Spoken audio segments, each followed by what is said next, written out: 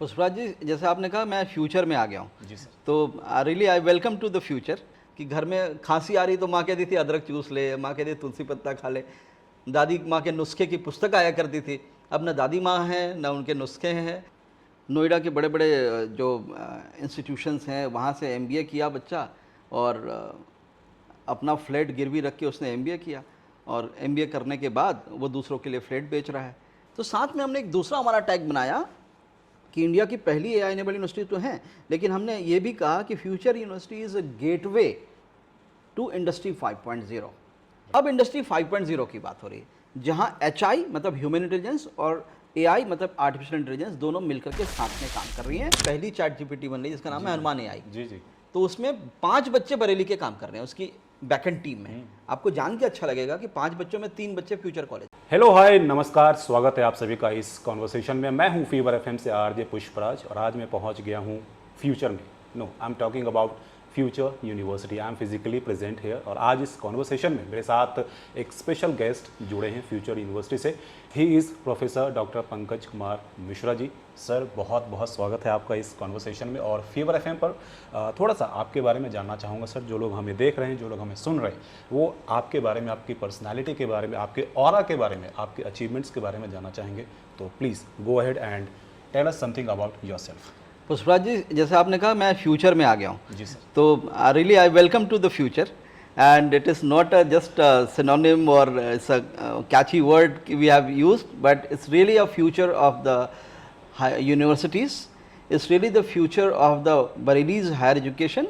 And why only conserve with the Bareilly higher education? We are changing the entire paradigm of higher education of India by introducing many things which I'll tell you later soon in our discussion. But जैसा आपने कहा कि मुझे अपने बारे में बताना है, तो पिछले 25 वर्षों से मैं हायर एजुकेशन में काम कर रहा हूँ और पिछले 25 वर्षों में हायर एजुकेशन में हर वो काम किया है जो एक शिक्षक काम करता है, एक एचओडी काम करता है, जो एक डीन काम करता है, से लेकर के ईश्वर ने अब मुझे जिम्मेदारी दी एक नई विश्वविद्यालय जिसका जन्म जुलाई 2024 में हुआ, उसे ऑफिशिएटिंग वाइस चांसलर के रूप में लीड करने की जिम्मेदारी ईश्वर ने मुझे दी जी। तो हमने सोचा कि कुछ एक बड़ा काम करते हैं।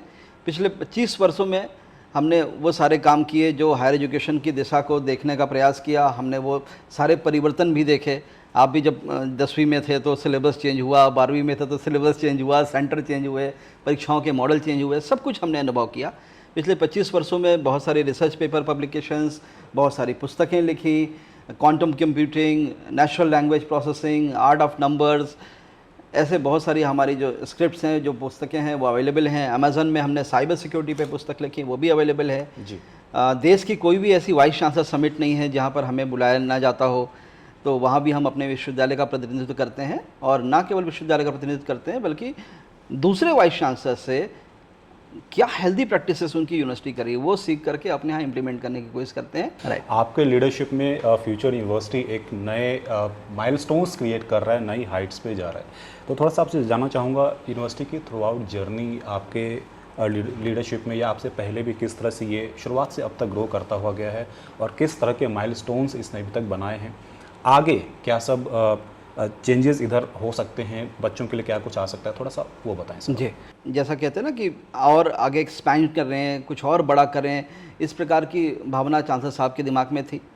और इसी बीच में पूरे देश में एक जो बदलाव है, और वो बदलाव आपके दर्शक भी महसूस कर रहे हैं, हम भी महसूस कर रहे हैं कि हमारा देश एक विश्व की चौथी बड़ी जो अर्थव्यवस्था बन चुकी है ना। हम 5वीं अर्थव्यवस्था थे, अब जापान जैसी अर्थव्यवस्था को हमने बिल्कुल कुछ डॉलर से ही सही पीछे किया, तो we became the 4th largest economy of the world. We are again producing good engineers, good doctors, good entrepreneurs. हमारी स्टार्टअप इकोसिस्टम बहुत बढ़िया हो रही है।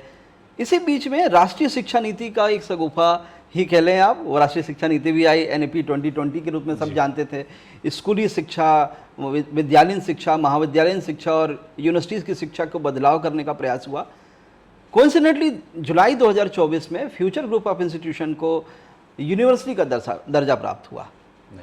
और मेरा भी सौभाग्य था कि जुलाई 2024 में जो विश्वविद्यालय बना उसे लीड करने का ऑफिशिएटिंग वाइस चांसलर के रूप में और डेजिग्नेटेड प्रो वाइस चांसलर के रूप में मुझे मौका मिला। मैंने प्रयास किया कि हम इसे कुछ अच्छा प्रयास करें।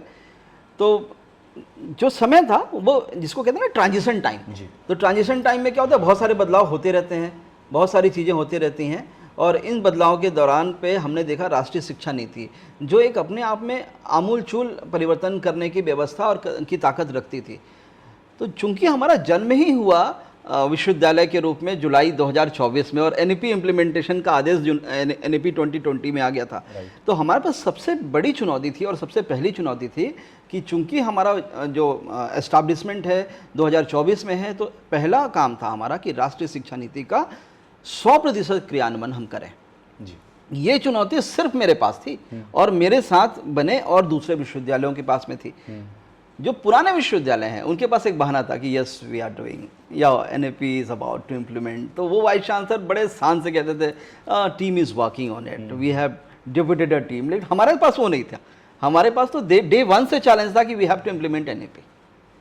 आपको जान के अच्छा लगेगा कि राष्ट्रीय शिक्षा नीति के क्रियान्वयन में हमने जो पहला काम किया, जो मील का पत्थर था और पूरे देश के लिए गर्व का विषय था, और इसे भी हमने कान में जाके चुपके से आपसे नहीं कहा कि यस हमने एनईपी इम्प्लीमेंट कर लिया, हमने प्रेस कॉन्फ्रेंस करी। मेरी ज्वाइनिंग लगभग अगस्त में कहीं पर हुई और अगले 35 दिनों में 17 सितंबर को हमने एक बड़ा उत्सव किया, उसका नाम था भारत ज्ञान उत्सव। और भारत ज्ञान उत्सव में कोइंसिडेंस ये था कि जो चीफ गेस्ट आए थे बाबा रामदेव के गुरु हैं डॉक्टर भारत भूषण, जिन्हें 1991 में पद्मश्री अवार्ड मिला योगा के लिए। वो पहले व्यक्ति हैं जिनको योगा के लिए पद्मश्री अवार्ड मिला। उनकी योगा की जो स्ट्रक्चर्ड करिकुलम है पूरे देश में चलती है, पूरे विश्व में चलती है। तो योगा की पाठ्यक्रम बनाने वाले आदरणीय भारत भूषण के करकमलों से हमने एक भारत ज्ञान उत्सव किया। और वो उत्सव किस जब बात आती है तो लोग नाच गाने तक सीमित हो जाते हैं। उत्सव जो हमारा था वो उत्सव था इंडियन नॉलेज सिस्टम को, जो भी प्रोग्राम हम ऑफर कर रहे हैं, हम बीएमएस भी ऑफर करते हैं, हम बीएससी नर्सिंग भी ऑफर करते हैं, बीटेक भी ऑफर करते हैं, बीबीए भी ऑफर करते हैं, बीसीए भी ऑफर करते हैं। We have 11 faculties. तो 11 के 11 फैकल्टीज़ में हम इंडियन नॉलेज सिस्टम को कंपलसरी कोर्स के रूप में, स्ट्रक्चर्ड करिकुलम के रूप में हम लेकर के आए। तो सबसे पहला काम हमने राष्ट्रीय शिक्षा नीति को लगाया। राष्ट्रीय शिक्षा नीति में को लगाने की दिशा में सबसे पहला काम हमने इंडियन नॉलेज सिस्टम को इम्बाइब किया। कल्पना कीजिए आपको मार्कशीट मिलेगी, उस मार्कशीट में आपको इंडियन नॉलेज सिस्टम प्रिंट होकर के आया, कितना सुंदर लग रहा। और वो बच्चे की एम्प्लॉयबिलिटी भी बढ़ती है कि राष्ट्रीय शिक्षा नीति भी जानता है, इंडियन नॉलेज सिस्टम भी समझता है। इंडियन नॉलेज सिस्टम क्यों आवश्यक था कि घर में खांसी आ रही तो माँ कहती थी अदरक चूस ले, माँ कहती थी तुलसी पत्ता खा ले। दादी माँ के नुस्खे की पुस्तक आया करती थी। अब न दादी माँ हैं न उनके नुस्खे हैं और हम सब अंग्रेजी दवाइयों की तरफ चले गए। Not only that, Indian knowledge system वहाँ उस नुस्खे और किचन तक ही नहीं था, उसके आगे भी था। तो उस सब चीज़ों को, पुष्पक विमान कब से कल्पना है, कब से कल्पना है, लेकिन हमने तब जाना पुष्पक विमान के बारे में जब राइट ब्रदर्स ने कुछ काम किया। बिल्कुल। हमारा नॉलेज सिस्टम तो बहुत समृद्ध था, वो बच्चों तक पहुंचे। तो राष्ट्रीय शिक्षा नीति की दिशा में सबसे पहला काम इंडियन नॉलेज सिस्टम को हमने इम्बाइब किया। दूसरा काम हमने किया कि पूरा देश, टीचर का मतलब क्या था, शिक्षक, शिक्षक का काम था पढ़ाना। तो वो पढ़ाने के लिए, जैसे मान लीजिए मैं मैथमेटिक्स का टीचर हूँ, तो आज रात को मैंने तैयारियाँ करी कि कल मुझे बीटेक की फाइनल ईयर की ये क्लास में ये पढ़ाना है। तो मैंने पूरा रीड किया, उसको तैयारियाँ की, अगले दिन क्लास में जाकर के मैंने पढ़ा दिया। तो टीचर का काम केवल टीचिंग तक था। हमने वो पैराडाइम ही बदल दिया। आपको जान के अच्छा लगेगा, हमने आउटकम बेस्ड एजुकेशन, जिसे हिंदी में कहते हैं परिणाम आधारित शिक्षा, उसको इम्बाइब किया। तो इंडियन नॉलेज सिस्टम, फिर next step we took in the outcome based education. Outcome based education के माध्यम से टीचिंग को ही हमने सीमित नहीं रखा, हम थोड़ा सा आगे बढ़े और हम लर्निंग पे फोकस किए। क्या बात है कि आज मेरा बच्चा केवल पढ़ के बाहर ना निकले, सीख के बाहर निकले, कुछ लर्न करके निकले, उसके उस एजुकेशन का कोई मतलब हो। और यही कारण है साहब कि आउटकम बेस्ड एजुकेशन नहीं था तो पूरा देश, आज आप देखें इंजीनियरिंग करने वाला बच्चा बीटेक करने के बाद 15,000 रुपया, 20,000 रुपये की तनख्वाह के लिए परेशान है। नोएडा के बड़े बड़े जो इंस्टीट्यूशंस हैं वहाँ से एमबीए किया बच्चा और अपना फ्लैट गिरवी रख के उसने एमबीए किया, और एमबीए करने के बाद वो दूसरों के लिए फ्लैट बेच रहा है बाहर खड़े होकर के। आप जब निकलिए, देहरादून का हूँ मैं बेसिकली, जब जाता हूँ टैक्सी में तो बहुत सारे बच्चे हाथ में ब्रोशर लेकर के ऐसे रुकवाते हुए नजर आएंगे आपको, जैसे वो एक पुतला होता है जो रेस्टोरेंट के सामने ऐसे हाथ हिलाता रहता है, बिल्कुल वैसे लगेंगे। उनसे पूछिए आपकी क्वालिफिकेशन, सब बताएंगे आपको। एमबीए, ऐसा MBA, we did MBA in marketing. क्या कर रहे हो बेटा? फ्लैट बेच रहे। अपना फ्लैट बेच के एमबीए किया, अब दूसरों के लिए फ्लैट बेच रहे हैं। ये एमबीए 15,000 20,000 का बच्चा एमबीए कर रहा है। रीज़न क्या थी? गैप कहाँ पर था? गैप था आउटकम नहीं थी एजुकेशन में, केवल डिग्रियां पाने के लिए लोग पढ़ रहे थे। वो भी हमने चेंज किया। हम अपने शहर में, अपने स्टेट में भी देखते हैं बहुत सारे यूनिवर्सिटीज़ हैं who claim to be the best. मैं ये जानना चाह रहा हूँ कि फ्यूचर यूनिवर्सिटी का यूएसपी ऐसा क्या है दैट इसको सबसे अलग बनाता है, वो मैं आपसे जानना चाहता हूँ। एक बच्चा why to choose future university in your words? इसका उत्तर मैं इस प्रकार से दूंगा कि व्यक्तिगत बातें भी कई बार मैं करता हूँ। मेरी यूएसपी होती है कि मैं कोई स्क्रिप्टेड बात नहीं करता, मैं दिल से बात करता हूँ। तो अंदाजे बयां भले शौक ना हो तो क्या, दिल में उतार देंगे जिगर की बात। क्या बात। तो ये हमारा प्रयास रहता है। जी। तो हमने क्या किया कि मैं अपने बारे में बताऊं तो मेरी बिटिया 92% लेकर के आई है 12th में, और वो भी डिफ़िकल्ट मोस्ट बोर्ड है आईसीएसई, है ना। आईसीएसई जब स्टेट होता है ना, state boards, then CBSE, then ICSE. तो आईसीएसई में 92% लेकर के आई है। एक पिता के रूप में मेरा भी कर्तव्य है कि अपने बच्चे को अच्छी उच्च शिक्षा देने के लिए, पूरे देश में मैं अच्छी यूनिवर्सिटीज़ जिन्हें कहा जाता है सो कॉल्ड, उनकी अच्छी फीस तो है, लेकिन वो करिकुलम वो नहीं है जो मैं चाह रहा हूँ। फ्यूचर विश्वविद्यालय में 95 नए प्रोग्राम्स के साथ में मैं मार्केट में आया 2025 के अपने एडमिशन साइकिल के लिए। तो we have the collaboration with IBM, we have the collaboration with ज़ीबिया, यूरोप की company, we have the collaboration with EC council, USA से भी किया, we have the collaboration with NISM, national institute of security market, we have similar kind of collaboration for 15 numbers of corporates. इन 15 corporates में अभी last month cess की एक team आई जो sign करने के लिए। Doctor Freddy has joined us for the celebration. इसी कमरे में एक उत्सव मनाया गया, MOU साइनिंग सेरेमनी की गई। तो उस सेरेमनी में उन्होंने पूछा कि आपकी फ़ीस कितनी है? तो हमने बताया MBA विद BFSI, और उसके साथ हम MBA फिनटेक, ऐसे जो पाठ्यक्रम कर रहे हैं वो सैस के साथ कर रहे हैं। उन्होंने कहा नारसी मुंजी 30 लाख रुपए, 20 से 30 लाख रुपए चार्ज करते हैं। 20 लाख रुपए तो फीस है, बाकी 10 लाख रुपए खाने पीने एकोमोडेशन के। 20 से 30 लाख रुपए में जो कोर्स वो नारसी मुंजी लॉन्च कर रहा है, वही कोर्स हम 1 से 1.5 लाख रुपए में लॉन्च कर रहे हैं। Affordable education number 1 USP. Number 2 USP के बारे में अगर बात करें तो जैसा हमने अपने आप को क्लेम किया कि इंडिया की पहली AI एनेबल यूनिवर्सिटी है, तो AI जिस प्रकार से दुनिया के और हर स्टेप्स में और हर पहलू में चुपके से घुस जा रहा है, तो हमने सोचा एजुकेशन में क्यों नहीं आए। सबसे पहला काम तो इसमें मैंने किया, अभी जो आपको मैंने अपनी पुस्तक दिखाई, नेविगेटिंग एकेडमिया थ्रू NLP, ये हमने एक कोर्स बनाया है। नेविगेटिंग एकेडमिया थ्रू NLP का मतलब हुआ नेचुरल लैंग्वेज प्रोसेसिंग, जिसको आप ChatGPT कहते हो। अब तो उसके बहुत सारे वर्जन और वेरिएशंस आ गए। Now we have Google Gemini, then Elon Musk ने ग्रोक निकाल दिया, चाइना से DeepSeek आ गई। तो हमने सोचा कि हमारे एजुकेशन में क्यों ना हो। तो पहला तो मोटिवेशन था कि हम उस पर बुक लिखें। तो कई बार जब टीचर्स आते थे मेरे पास, क्या सर हम डिफ़िकल्ट मोस्ट का असाइनमेंट बनाते थे और वो असाइनमेंट का सॉल्यूशन बच्चा अगले दिन ही 1 मिनट में सबमिट कर देता था।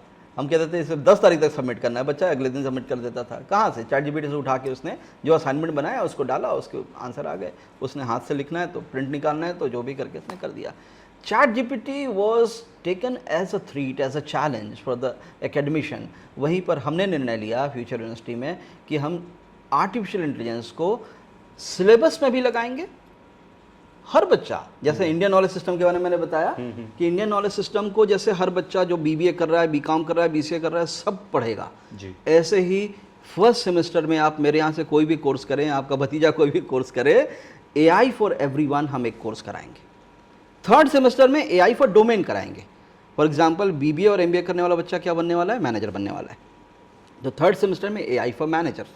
इंजीनियरिंग करने वाला बच्चा, BTech करने वाला बच्चा, BCA करने वाला इंजीनियरिंग के साइड में जाए तो AI फॉर इंजीनियर। फार्मेसी के बच्चों के लिए AI फॉर फार्मासिस्ट। ऐसे करके हमने अपने 11 डोमाइंस के लिए अलग अलग पाठ्यक्रम भी बना लिए। वाह। तो you can see the differences. One USP for the future university is what? The affordable education. Second USP is imbibement or implementation of Indian knowledge system. Third USP you can count कि हम AI को AI for everyone, AI for domain दे रहे हैं। चौथी USP के रूप में education centre of Australia से हमने MOU किया और हमने एक एडवांस्ड LMS सिस्टम खरीदा। उसमें रात को 2 बजे भी बच्चा जाग जाए, अब जो बच्चे आ रहे हैं ना, जी जनरेशन, मेरे पास जो बच्चा था जी जनरेशन, Gen Z, yes. मेरी बेटी उस दिन बात कर रही थी कि पापा आद्या भी तो जी जनरेशन की है। मैंने कहा नहीं नहीं, तुम चेक करो तुम्हारे गूगल में। अब उसने नया फ़ोन खरीदा है सैमसंग का, उसमें एक नया चैट बोट है, उसका नाम है ब्रिस्बी। उसने कहा ब्रिस्बी, what is the difference between millennial generation, baby boomers, Gen Alpha and Gen Z?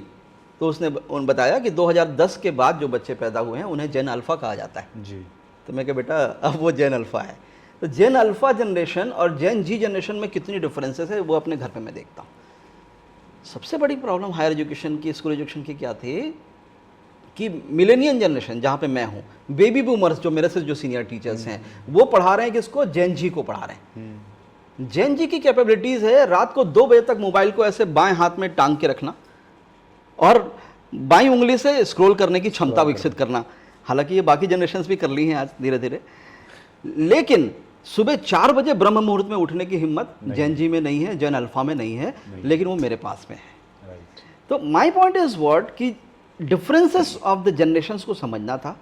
तो हमने एक एडवांस एलएमएस सिस्टम लिया जिसमें आर्टिफिशियल इंटेलिजेंस चैटबॉट इम्बाइब्ड है कि उसके 90% क्वेश्चंस के आंसर तो चैटबॉट ऑटोमेटिकली दे देगा, पूरा एकेडमिक चैटबॉट होगा, और फिर भी 10% क्वेश्चन रह जाएगा तो उस एलएमएस में टीचर जैसे लॉगिन करेगा उसको फ्लैश करते रहेगा कि इतने क्वेश्चंस अनआंसर्ड हैं आपको देने हैं, तो वो सारे आंसर्स को अप्रूव करेगा।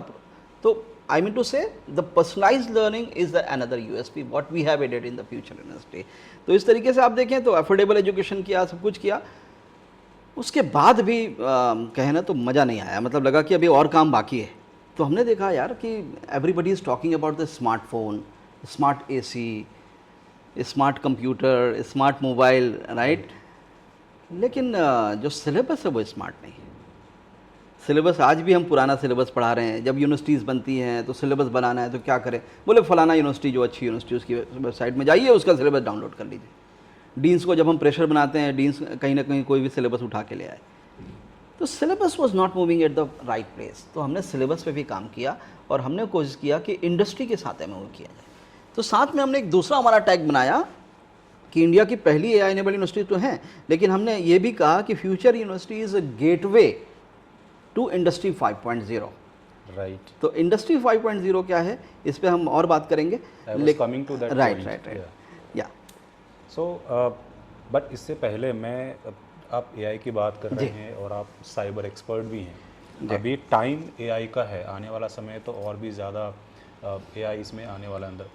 तो जब 18वीं सेंचुरी में जब यूरोप में औद्योगिकरण हो रहा था, इंडस्ट्रियल रेवोल्यूशन हो रहा था, उस टाइम पे जब मशीन्स को इंट्रोड्यूस किया गया, मैन पावर इम्पैक्ट अफेक्ट हुआ था उस टाइम पे।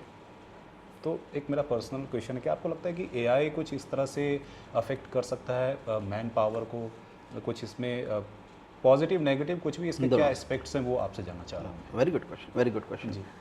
देखिए, पहले तो आपने जो इंडस्ट्रियलाइजेशन बताया, बहुत अच्छा कि आपने लगभग मेरा पार्ट थोड़ा सा कवर किया। इंडस्ट्री 5.0 कहते हैं, वहाँ तक कैसे पहुँचे उसकी यात्रा को समझिए। कन्वेयर बेल्ट्स बनी, मैकेनाइजेशन हुआ, मैकेनिकल प्रोसेस जब इम्बाइब हुए, माने देखिए पहले भी बर्तन बना करते थे, गांव में लोहार हुआ करता था, वो ऐसे पीट पीट करके थालियाँ बनाया करता था, वो एक थाली दिन में बनाता था, 10 थालियाँ बनाता था, उसकी कैपेसिटी और लिमिटेशंस थी। फिर वहाँ जब रेगुलर प्रोसेस में बना, कन्वेयर बेल्ट्स आए, मोटर्स बने, वहाँ से इंडस्ट्री की यात्रा शुरू हुई। फिर इलेक्ट्रिफिकेशन आया, इलेक्ट्रिसिटी की जब खोज हुई तो इंडस्ट्री जो है वो 2.0 में चली गई। राइट। फिर आए कंप्यूटर्स, तो इंडस्ट्री 3.0 आ गई। फिर अब कंप्यूटर्स के साथ में रोबोट्स के काम करने लगे। अब अभी आपने देखा, अब यूट्यूब में जाइए और आप देखिए कि कार मैन्युफैक्चरिंग कंपनी का एक वीडियो देखिए, आपकी कार कैसे मैन्युफैक्चरिंग होती है। आपने देखा अब ह्यूमन इंटरवेंशंस कम हो रहे हैं, एक बंदा है खाली सपोर्ट करने के लिए खड़ा है, बाकी रोबो हैंड आ रहे हैं और वो कार का दरवाजा अपने आप फिट कर रहे हैं। रोबोज आ रही हैं, इलेक्ट्रिसिटी की बल्ब से अपने आप फिट कर रही हैं कारों में। That comes industry 4.0। अब इंडस्ट्री 5.0 की बात हो रही है, जहाँ HI मतलब ह्यूमन इंटेलिजेंस और AI मतलब आर्टिफिशियल इंटेलिजेंस दोनों मिलकर के साथ में काम कर रही हैं। And CPS has come. CPS का मतलब साइबर फिजिकल सिस्टम्स आ गए, डिजिटल मैन्युफैक्चरिंग्स आ गई, 3D प्रिंटर्स आ गए, इतने सारे जो सिस्टम्स हमने बनाए हैं, और ये हमारा इंडस्ट्री 5.0। तो इंडस्ट्री उतनी फास्ट पेस से मूव कर गई, सिलेबस नहीं मूव कर रहा था। तो इंडस्ट्री के साथ हमने काम करने की कोशिश करी और हमने क्या किया कि सिलेबस और बाकी सब चीज़ें इंडस्ट्री के हिसाब से कैसे बनी, इसका आंसर हम बाद में करेंगे। पहला जो आपका क्वेश्चन है ज्वलंत विषय कि आर्टिफिशियल इंटेलिजेंस क्या करेगा, क्या ये नौकरियां खा जाएगा? राइट, डर है लोगों में अभी। एक समय था बैंक के कर्मचारियों ने स्ट्राइक करी कि कंप्यूटर्स आएंगे तो हमारी नौकरियां चली जाएंगी, और आज देखिए कि इंडिया में आपको जान के और अच्छा लगेगा, हम we have introduce the programme in BFSI also, banking finance sector पे भी हमने जो प्रोग्राम लॉन्च किया तब मैंने बैंक्स के बारे में पढ़ा। आपको जान के अच्छा लगेगा, गर्व होगा कि पूरे विश्व में भारत एकमात्र ऐसा देश है जहां सबसे ज़्यादा बैंक की ब्रांचेस हैं। वाह। और उसमें जो still the contribution of public service banks और पब्लिक बैंक जिसको कहते हैं, प्राइवेट बैंक्स कहते हैं, और फॉरेन बैंक, तीनों प्रकार की बैंक की ब्रांचेस इंडिया में है। और हम USA, अमेरिका, चाइना, सबसे ज़्यादा बैंक की ब्रांचेस हमारे पास में है। एक भी कहीं ब्रांच खुलती है तो 7 से 8 लोगों की एम्प्लॉयमेंट होती है। एक ब्रांच मैनेजर होगा, 2-3 क्लर्क होंगे, 2-3 असिस्टेंट होंगे, एक आध पानी पिलाने वाला होगा, एक आध सफाई वाला होगा। हर जगह एक ब्रांच खोले तो कम से कम 10। And we have the highest number of banking branches despite of having computerisation. फिर जब ATM मशीन आई, फिर बैंक वालों ने हड़ताल किया कि भैया टेलर काउंटर में एक काम था पैसे बांटने का, वो भी अब ले लेगा तो क्या होगा। Now you can see that e-lobbies has been invented by SBI, PNB and many other banks, जो इतने भी टॉप बैंक्स हैं। ई-लॉबी का मतलब वहीं पासबुक प्रिंट हो जाएगी, वहीं पैसे जमा कर लोगे, वहीं से पैसे निकाल भी लोगे। तो ATM, then CDM, cash deposit machine, then passbook printers, तीनों में लग गया। That is known as e-lobby. SBI ने लगाया, PNB ने लगाया, UBI ने लगाया, बहुत सारे बैंक्स काम कर रहे हैं। तो कंप्यूटर्स आने के बाद ना नौकरियां खत्म हुई नहीं, आर्टिफिशियल इंटेलिजेंस के बाद नौकरी खत्म हो जाएगी का? निश्चित तौर पे खत्म हो जाएगी नौकरियां। ऑलरेडी 2025 के आते आते लगभग 57% of job roles has been change. तो वो आदमी नौकरी जरूर खत्म कर देगा आपकी जिससे AI आता है, लेकिन AI किसी की नौकरी नहीं खत्म करेगा। Artificial intelligence will never destroy और disturb the market, but it will the person who knows the AI better than you will disrupt you, will remove you from the job। तो आर्टिफिशियल इंटेलिजेंस उसी प्रकार से, जैसे एक ज़माने में आपके पास में लैंडलाइन फ़ोन था, फिर आपके पास में क्या आया, वो मोबाइल फ़ोन आया जिसमें वो बटन्स हुआ करते थे। फिर और डेवलपमेंट आया, आपने कहा जी मेरे मोबाइल में टार्च भी है, फिर आपने बताया कैलकुलेटर भी है मेरे मोबाइल में। Now we have the smartphone, all banking solution, everything is there. PDF file आ रही है, व्हाट्सएप आप पूरा देख रहे हैं। गवर्नमेंट ऑफिसेस में व्हाट्सएप अब कंपलसरी हो गया। Circulars has been release by the government offices कि WhatsApp is considered as a official communication. Right. आप ये नहीं कह सकते कि व्हाट्सएप मेरा पर्सनल है, आपको मैसेज आया हम नहीं पढ़ेंगे, आप मेल भेजिए। WhatsApp is considered as official notification. तो in the similar fashion artificial intelligence will disturb the market, will disturb the jobs. अब फॉर एग्जांपल मेरी ऑफिस है, मेरी ऑफिस में एक सेक्रेटरी है, उसका काम क्या होता था, UGC से, उच्च शिक्षा आयोग से या किसी ऑफिस से कोई चिट्ठी आई, उसका जवाब देना है। तो क्लर्क का काम क्या है? क्लर्क का काम होता था वो लेटर जो आया, मेरे मेल आई है, बेटा मेल खोलिए कि क्या क्या मेल आई है, उसका प्रिंट लाइए और उसका जवाब बनाइए। तो हमने कहा हाँ ये 3 के जवाब बनाइए। मेरी सेक्रेटरी पूरा दिन टाइम लगाती थी उसके जवाब बनाने के लिए। फिर जवाब बना के लाती, मैं उसको पढ़ता, कहीं स्पेलिंग मिस्टेक, कहीं ग्रामेटिकल मिस्टेक, कहीं कोई रिपीटेशन ऑफ द सेंटेंसेस, कहीं रिपीटेशन ऑफ द थीम। मेरा काम था उसको करेक्ट करना। तो मुझे लगा मैं तो इंग्लिश का प्रोफेसर बन गया, उसकी अंग्रेजी ठीक कर रहा हूँ बैठ के। Now the same email is coming to me. उस पूरे ईमेल को मैंने कॉपी किया, ChatGPT में पोस्ट किया, and then we have seen कि उतना पोस्ट करने के बाद उसका आंसर 1 सेकेंड में आ जा रहा है। राइट। नैनो सेकेंड्स में उसका आंसर आया। अब आप बताइए कि आप कह रहे थे जॉब चली जाएगी, उस सेक्रेटरी की जॉब जानी चाहिए कि नहीं जानी चाहिए? बिल्कुल। अब मुझे जरूरत ही नहीं उस सेक्रेटरी की। तो आपको जान के अच्छा लगेगा कि फ्यूचर यूनिवर्सिटी का ऑफिस सिटिंग वाइस चांसलर के पास में टोटल सेक्रेटरी 0 हैं। और चेयरमैन साहब को मैंने जब बात बताई, उन्होंने कहा कि यार कैसी बात कर रहे हैं, ऑफिस में तो सेक्रेटरी चाहिए। मैं कहा no, I don't need, I am the India's first AI enabled university and I am the India's first AI academic leader also. मुझे चाहिए नहीं सेक्रेटरी। ईमेल लिखने के लिए क्यों सेक्रेटरी चाहिए जब मेरा काम नैनो सेकेंड्स में हो रहा है? Why I need it? तो that's a kind of change is there कि तो skill sets has been changing.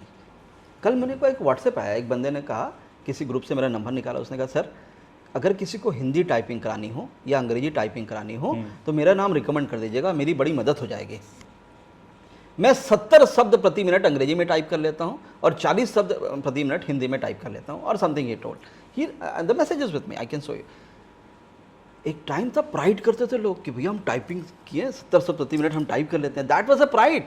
आज व्हाट्सएप में आपका जो बटन है, उसमें आप जैसे मैं भी बोल रहा हूँ एवरीथिंग विल बी रिकॉर्डेड। आज AI चैटबॉट्स हैं जो आप गूगल मीट करते हैं, उसमें आपकी पूरी मिनट्स ऑफ द मीटिंग बनाने के लिए पहले हम क्या करते हैं, जैसे आज हमारी एकेडमिक काउंसिल की मीटिंग है, एग्जीक्यूटिव काउंसिल की मीटिंग है, हमने डीन्स के साथ मीटिंग, एक बंदा हम बैठा के रखते थे, वो बंदा क्या करता था, नोट्स बनाता था, मिनट्स ऑफ द मीटिंग बनाता था।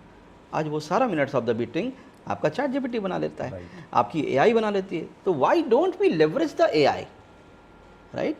तो इट्स ऑल टेक्नोलॉजी। और जैसे पुराने समय से बात करते थे हम, कहते थे कि ये जो लाठी है, ये जो वो गुंडों के लिए बनी कि अंधे के लिए बनी, तो अंधे का सहारा भी लाठी और गुंडे का सहारा भी लाठी। तो it's all depending upon, you know, science is boon और कर्स। तो AI इज ऑल्सो बून और curse, can be debatable also, कि भाई बहुत सारे एथिकल कंसिडरेशंस हो सकते हैं, बहुत सारे उसके यूज़ के स्टाइल हो सकती हैं, but again you can see that AI will always be helping to you. Technology हमेशा इंसान की मदद के लिए आई, वो अलग बात है, कुछ लोग उसका दुरुपयोग भी करते हैं। तो फ्यूचर विश्वविद्यालय में हमने एक काम क्या किया कि इंडस्ट्री के जो भी जितने भी कोर्सेज हैं, इंडस्ट्री जो जिस स्पीड से मूव कर रही है, उस स्पीड में हम अपने बच्चों को कोई ना कोई एक ऐसा करिकुलम हमको देने का प्रयास किया। जी। प्लेसमेंट का नाम सुना है आपने? जी सर। फलाने कंपनी में कोई कैंपस प्लेसमेंट हो जाता है, इंडस्ट्री में चले जाते हैं, काम करने चले जाते हैं। मुझे आश्चर्य तब लगा जब मेरा एक भतीजा, जो एक यूनिवर्सिटी का नाम तो नहीं ले सकते क्योंकि पॉडकास्ट है, एक यूनिवर्सिटी से उसने बीटेक किया, उसने 10 लाख रुपए खर्च किए टोटल। और दूसरे यूनिवर्सिटी से दूसरा भतीजा, उसने लगभग 35 लाख रुपए खर्च किए बीटेक में, रहने खाने का मिला के, ये 10 लाख में रहने खाना। और दोनों बच्चों का प्लेसमेंट एक ही कंपनी में हुआ, सॉफ्टवेयर की कंपनी में। दोनों बच्चों को सेम प्राइस का प्लेसमेंट प्राप्त हुआ। Isn't it amazing? और हो सकता है कि ये भतीजा जो 10 लाख रुपए खर्च किया वो ज़्यादा इंटेलिजेंट था, हो सकता है वो भतीजा जो है वो डफर रहा हो, वो एक अलग विषय है। लेकिन दोनों कंपनियों में जब प्लेसमेंट करने के लिए आगे गए, मैं किसी यूनिवर्सिटी को डिफेम नहीं कर रहा हूँ, किसी का नाम नहीं ले रहा हूँ, तो आपको जान के और मज़ेदार बात पता चलेगी कि दोनों बच्चे इनिशियल 6 मंथ के लिए वो ऑन रोल तो आ गए कंपनी के, लेकिन वो दोनों क्या थे पता है? GET, graduate engineers trainee.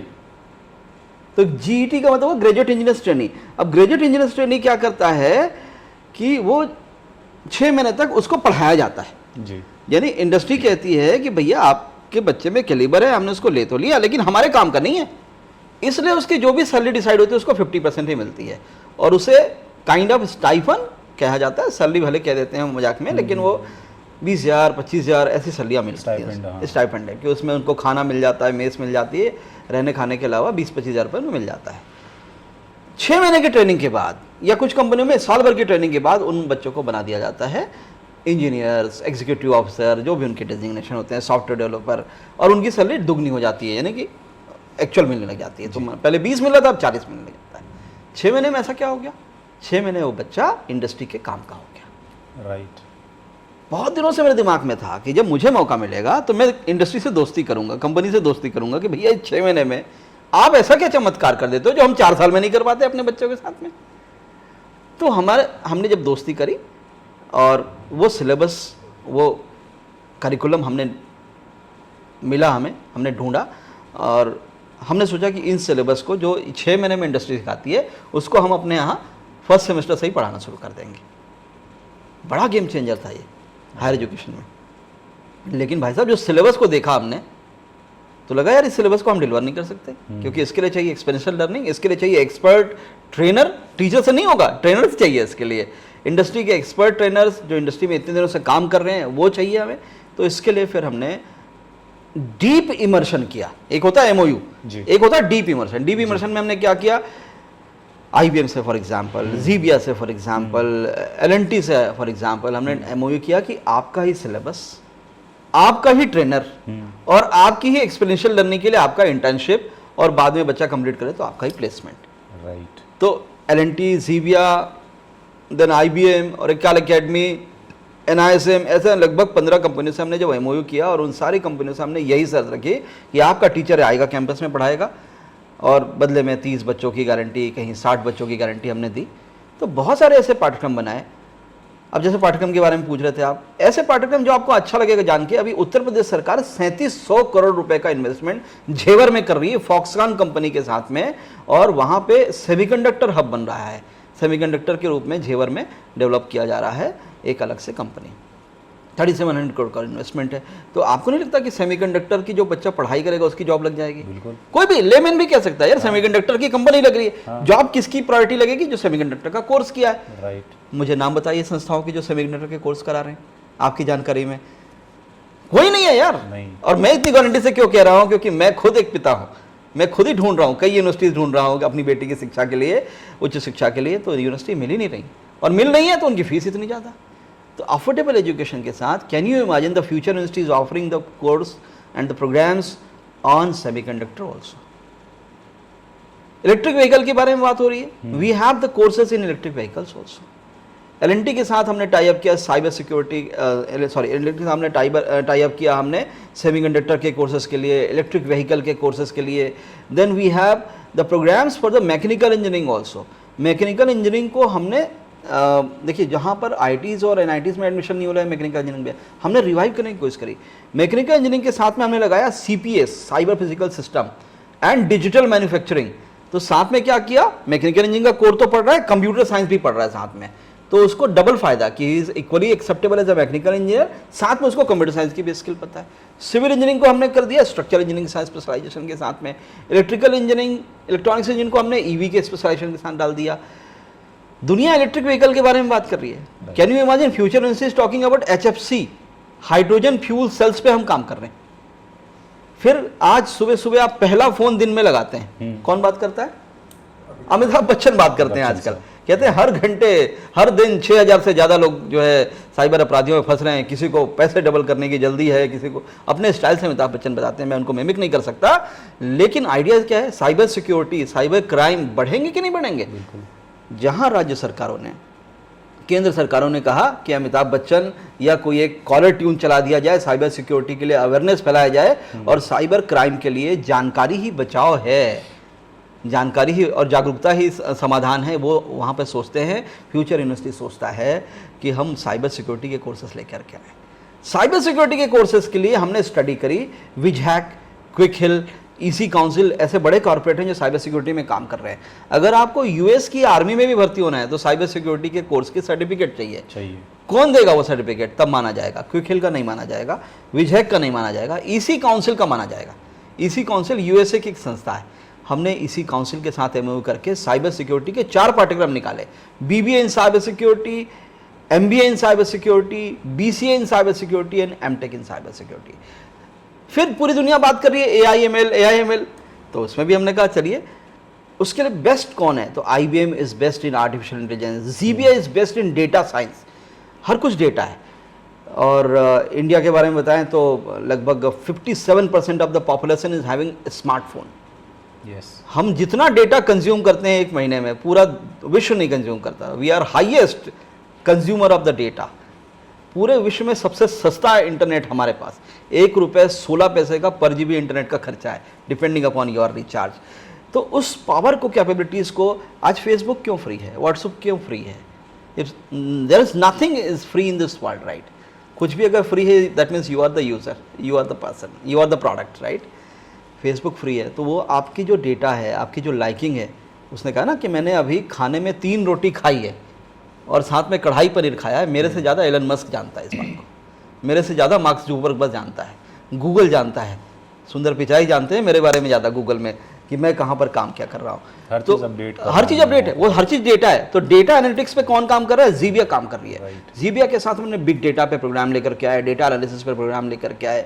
फिर बैंकिंग के बारे में मैं बताया कि बैंकिंग आने वाले टाइम में गेम चेंजर होगी, तो बैंकिंग के लिए भी हमने टाई अप किया है कि हमारा बच्चा 100% टेलर सर्विस ऑपरेटर और कस्टमर सर्विस ऑपरेटर बनेगा, और आफ्टर कंप्लीशन ऑफ हिज और हर एमबीए।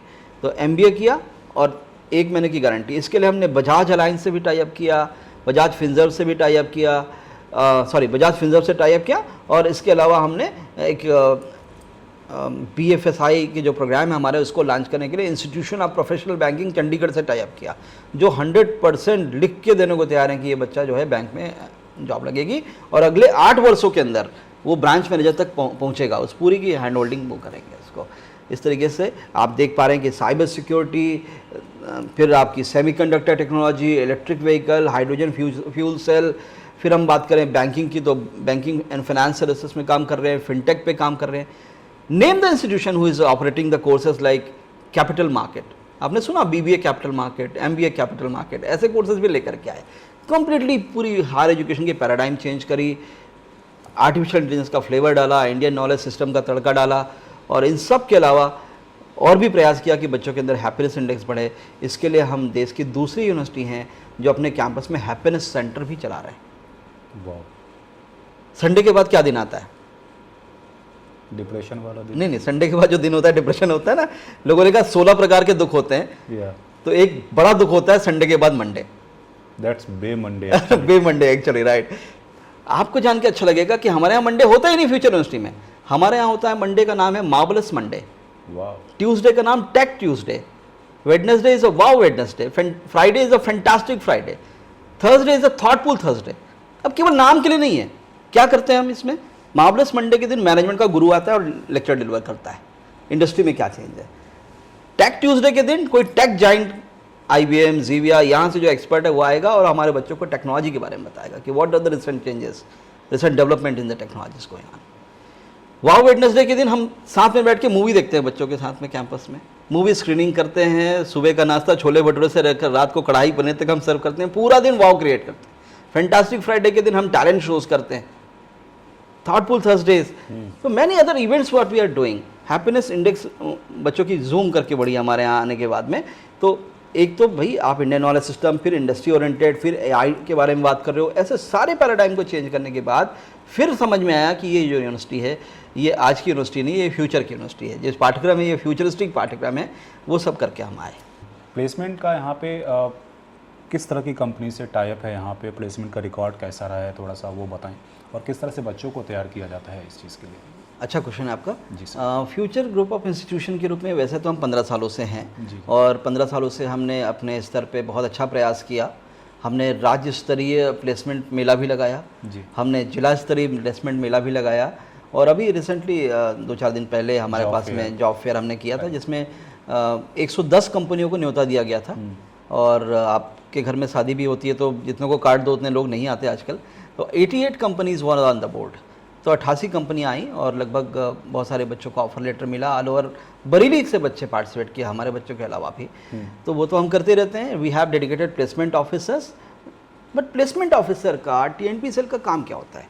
एक कंपनी से टाई अप किया कि भैया आ जाओ हमारे बच्चे को ले लो, कंपनियों की खुशामद करी, उनको बुला लिया, और सब बड़े ख़राब अनुभव हुए। मैं आपको बताऊं, बरेली के बारे में बात करें तो कंपनियां मुंह पे सुना की गई कि यार आपके बच्चों में वो जान नहीं है। नोएडा का बच्चा, NCR का बच्चा, देहरादून का बच्चा और आपके बरेली के बच्चे, हम यहाँ आते हैं, हम बड़े डिसअपॉइंट होके जाते हैं। हम तैयारियाँ करके आते हैं, 70 बच्चे लेके जाएंगे और 7 बच्चा भी नहीं उठा पा रहे। आपके बच्चों में वो झील नहीं है। उसके लिए हमने क्या काम किया, 2 चीज़ें हैं, एक TNP होती है, एक ट्रेनिंग, एक प्लेसमेंट। प्लेसमेंट ऑफिसर का काम है प्लेसमेंट कंपनियों को बुला के ले आना, ट्रेनिंग ऑफिसर का काम था कि उनको तैयार करना। एम्प्लॉयज़ की एक माइंडसेट होती है कि 5 बज गया यार मुझे घर जाना है, मेरा टाइम हो रहा है। एम्प्लॉय की माइंडसेट हमेशा घड़ी से होती है। हमने क्या किया, ओनरशिप दी। हमने टाइम कोचिंग के साथ एक MOU किया और उस MOU के माध्यम से हमने कहा कि भैया आप हमारे बच्चों को प्लेसमेंट की तैयारी कराओ। पूरा बच्चा second year onwards time coaching के साथ काम करता है। हफ्ते में 4 घंटे CRT campus recruitment training program करता है जी। और मान लीजिए अगस्त से हमारा सेमेस्टर स्टार्ट होगा, तो अगस्त से सारा सेकेंड ईयर का बच्चा CRT अटेंड करेगा। 1 महीने बाद उन बच्चों का एग्जामिनेशन होगा। वो एग्ज़ाम हम नहीं लेंगे, वो टाइम कोचिंग वाला लेगा। और टाइम कोचिंग ने एग्ज़ाम लिया, उन बच्चों को एक क्वालिफाइंग एग्ज़ाम करने के बाद CRT और CRT प्लस, तो अगर वो क्वालिफाई करता है तो CRT प्लस में उसका प्रमोट कर दिया जाएगा। CRT प्लस वाले को 6 घंटे पर वीक और CRT वाले को 4 आवर्स पर वीक की रिगरस ट्रेनिंग, जिसमें लॉजिकल रीजनिंग, जिसमें कम्युनिकेशन इंग्लिश, जिसमें डोमेन स्पेसिफिक नॉलेज, सारा पैकेज वो डिलीवर करेंगे। उनके इंडस्ट्री एक्सपर्ट्स आके जो है वो डिलीवर करेंगे और बच्चों को प्लेसमेंट के लिए तैयारी कराएंगे। CRT प्लस के अंदर मॉड्यूल क्या डाला हमने कि बच्चे गवर्नमेंट की जो सर्विसेज हैं, गवर्नमेंट के जो एग्जामिनेशंस हैं, बहुत सारे एग्जाम होते हैं बैंकिंग के और तमाम PO के, और उन सब की तैयारियाँ करें, उसके लिए भी वो तैयारी करेंगे। तो CRT प्लस में ये एक एडवांटेज मिल जाएगा, बट वो CRT प्लस उसको मिलेगा जो डिजर्विंग होगा। तो इस तरीके से हमने एक नया पैराडाइम सेट किया कि हम अपना ट्रेनिंग ऑफिसर तो रखे ही हैं, वो तो है ही, इसके अलावा एड ऑन बच्चों को ये दिया। तो ये भी एक नया प्रयोग है पूरे इंडिया में कि इस प्रकार से कोई काम नहीं कर रहा है। तो this is what we are doing. Placement company के लिए हमने जितने भी कॉर्पोरेट से टाई अप किए, 15 कॉर्पोरेट से हमारे टाई अप हैं जो मैंने अभी नाम बताए, ranging from IBM to Xavier to other companies. इनका प्लेसमेंट सपोर्ट तो है ही, इसके अलावा दूसरे और भी इनके टाई अप्स की जो कंपनियां हैं, बड़ा नाम कोई भी लीजिए आप, माइक्रोसॉफ्ट ले लीजिए, जेमिनाई ले लीजिए, कैपजेमिनी लीजिए, सारा जो कॉर्पोरेट है उनके साथ हम काम करते हैं। We have the corporate advisory board also, जो कॉर्पोरेट के लीडर्स आकर के हमें एडवाइस करते हैं, हम अलग अलग मीटिंग्स करते हैं। तो this also we are doing. Placement तो बहुत अच्छा है और आगे प्रयास कर रहे हैं। फिलहाल अगर आप कहें कि फ्यूचर यूनिवर्सिटी का प्लेसमेंट का रिकॉर्ड बताइए तो हम कहेंगे सॉरी। रीजन बिंग 2024 में विश्वविद्यालय बना है, अभी हमारा बच्चा तो सेकेंड ईयर में है, उसका तो प्लेसमेंट हुआ ही नहीं है। बिल्कुल। मगर फिर भी अगर आप फ्यूचर ग्रुप ऑफ इंस्टीट्यूशन के बारे में बात करें, हम नैतिक जिम्मेदारी बता रहे हैं कि पुराने जो बच्चे हैं बहुत अच्छे प्लेस हुए। एक बच्चा जो हनुमान AI करके एक टीम, सुना आपने, इंडिया की पहली ChatGPT बन रही है जिसका नाम है हनुमान AI। जी जी। तो उसमें 5 बच्चे बरेली के काम कर रहे हैं उसकी बैकएंड टीम में। आपको जान के अच्छा लगेगा कि 5 बच्चों में 3 बच्चे फ्यूचर कॉलेज के, and they have risen to 75 lakh rupees per annum का पैकेज ऑल्सो। तो वहां तक भी पहुंच गए हमारे बच्चे। कोई क्रेडिट हम नहीं ले रहे हैं कि हमारे कारण हुआ है, बच्चों ने अपने मेहनत से किया, लेकिन हमने भी पूरी जान लगाई कि बच्चों का प्लेसमेंट अच्छे से अच्छा हो। और पहले ही मैंने बताया कि आउटकम बेस्ड एजुकेशन पे काम कर रहे हैं। Placement is not an outcome. जो बच्चे हैं उन्हें भी बताना चाहूँगा कि placement is not an outcome. आप एक अच्छे सिटीजन बन जाएं, वो एक आउटकम है, वो स्किल उनके अंदर आ जाए। मैसेज वाली बात कुछ आप पूछना चाहते हैं? जी जी। ऑलराइट, आई थिंक हमने काफ़ी चीज़ें कवर कर ली हैं। तो अब last but not the least, चलते चलते एक आखिरी सवाल सर, क्या मैसेज देना चाहेंगे यूथ को, स्टूडेंट्स को, जो लोग सुन रहे हैं, जो लोग देख रहे हैं, उनके लिए आपका मैसेज क्या रहेगा सर? मैं उन सभी श्रोताओं को जो फीवर FM के माध्यम से आपसे जुड़े हुए हैं और काफ़ी लंबी हमारी बातें चली, उन सबको सुन रहे हैं, पहले तो सबको तो धन्यवाद दूंगा। और ये जरूर संदेश देना चाहूँगा कि कोई भी संस्था ना अच्छी है, कोई भी संस्था खराब नहीं है, कोई भी पाठ्यक्रम ना अच्छा है, कोई भी पाठ्यक्रम बुरा भी नहीं है।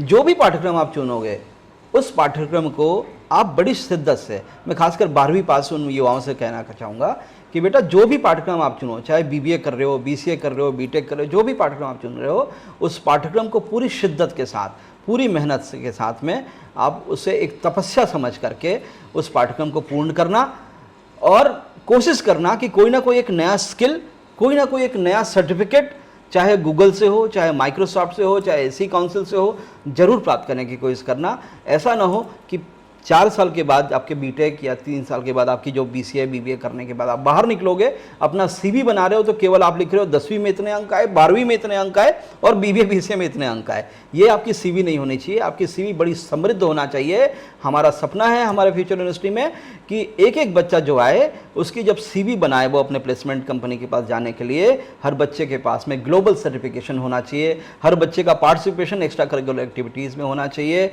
हर बच्चे के पास में पेटेंट्स होने चाहिए, हर बच्चे के पास रिसर्च पेपर होने चाहिए। तो जो भी काम करो बड़ी शिद्दत से करो, बड़ी हिम्मत से करो, बड़ी मेहनत से करो। मेरी यही बच्चों को मैसेज है कि कोई भी काम छोटा नहीं है, कोई भी काम बड़ा नहीं है, लेकिन वो समय चला गया मेरे बच्चों। अब भारत अपनी विकसित भारत बनने की विकास यात्रा में आगे बढ़ चुका है। आप साथ चलो तो बेहतर, आप साथ ना चलो तो बेहतर, लेकिन भारत तो विकसित भारत बन के रहेगा। हमारे आदरणीय प्रधानमंत्री ने जो स्वप्न देखा है विकसित भारत का, वो निश्चित तौर पे पूर्ण होगा। सवाल ये है कि उस विकसित भारत बनने की कड़ी में आप कितना सहयोग कर पाओगे। तो मैं चाहूँगा कि आप में से कोई बच्चा अच्छा इंजीनियर बन के निकले, आप में से कोई अच्छा बच्चा डॉक्टर बन के निकले, कोई एक बच्चा अच्छा आर्किटेक्ट बन के निकले और समाज में अपना सहयोग दे। विकसित भारत की यात्रा में हम बढ़ें। और चौथी विश्व की बड़ी इकोनॉमी बन चुके हैं और मुझे यकीन है कि आने वाले समय में आप तीसरी इकोनॉमी बनने की तैयारी में हैं और आप सबका जैसा ग्रेजुएशन कंप्लीट होगा हमारा भारत तीसरी वर्ल्ड की 3rd लार्जेस्ट इकोनॉमी बनेगा और इसका फ़ायदा बहुत है। एप्पल आकर के इंडिया में मैन्युफैक्चरिंग कर रही है, सैमसंग ने अपने प्लांट डाले हैं, सेमीकंडक्टर हमारा इंडिया बन रहा है, चहुमुखी विकास हो रहा है देश का और उस विकास की क्रम में आप सहयोग करेंगे एक अच्छे इंजीनियर के रूप में, अच्छे डॉक्टर के रूप में, तो हमें बड़ा सौभाग्य प्राप्त होगा। और फ्यूचर विश्वविद्यालय आपके लिए समर्पित है, नए पाठ्यक्रम और इंडस्ट्री ओरिएंटेड करिकुलम्स और तमाम अपने इनोवेशन, और इसीलिए हमने कहा कि हम हैं इंडिया की पहली AI enabled new age innovative university. आप सबको बहुत शुभकामनाएं भविष्य की, बहुत सुनहरा भविष्य आपका इंतजार कर रहा है, लेकिन जो भी काम करें शिद्दत से करें, पूरे मन से काम करें, ठीक उसी नृत्यांगना की तरह काम करें जो अपनी 10 मिनट की जो परफॉर्मेंस में जब वो नृत्य करती है तो वो दाएं नहीं देखती है ना बाएं देखती है, वो ये नहीं देखती कि लोग मेरी तरफ हंस रहे हैं, मेरी तरफ कोई मजाक बना रहे हैं, वो अपने नृत्य करने पर पूरा ध्यान लगाती है। उसी नृत्यांगना की तरह अगला 4 साल आप निकालिए, अगला 3 साल आप निकालिए, मेरा मानना है कि पूरा उज्जवल भविष्य आपका इंतजार कर रहा है। बहुत बहुत धन्यवाद। ऑलराइट गाइस, फ्यूचर यूनिवर्सिटी के vice chancellor professor doctor Pankaj Kumar Mishra ji के साथ ये कॉन्वर्सेशन यहीं पे समाप्त होती है, लेकिन फ्यूचर यूनिवर्सिटी में अपॉर्चुनिटीज़ कभी आपके लिए नहीं रुक रही हैं। अगर आप एक अच्छे फ्यूचर को ऑप्ट करना चाहते हैं तो आप फ्यूचर यूनिवर्सिटी पे भरोसा कर सकते हैं। All the best for your future. This is me RJ Pushpraj from fever FM, signing off from here. Thank you so much, thanks for joining.